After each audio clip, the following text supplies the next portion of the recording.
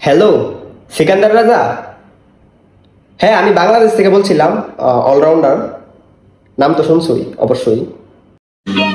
समझ रहे हो समझ रहे हो आप समझ रहे हो ना।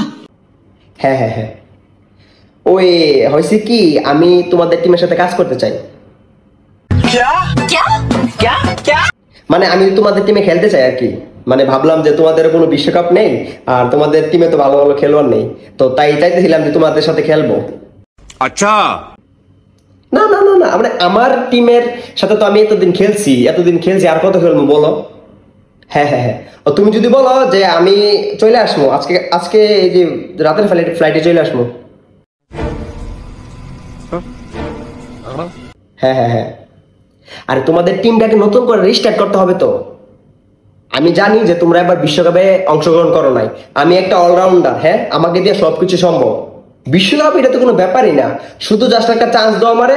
আমাকে তুমি জাস্ট টিকিটটা করে দাও, আমি জাস্ট তোমাদের কাছে চলে আসবো। जनता माफ नहीं करेगी। আর স্যালারি ব্যাপারে কোনো টেনশনই করো না, আমার কোনো স্যালারি দিতে হবে না, আমি তোমাদের সাথে শুধু খেলতে চাই। না না না, বাংলাদেশে মানুষ কোনো কিছু বলবো না। বাংলাদেশে মানে বাংলাদেশের সমস্যা কি, আমি দরকার লাগলে তোমাদের টিমে পার্মানেন্ট থেকে যাবো। না আসলে কি, তোমাদের টিমটায় একটা বিশ্বকাপ নাই, তারপরে এখন সময় খারাপ চলতেছে তো।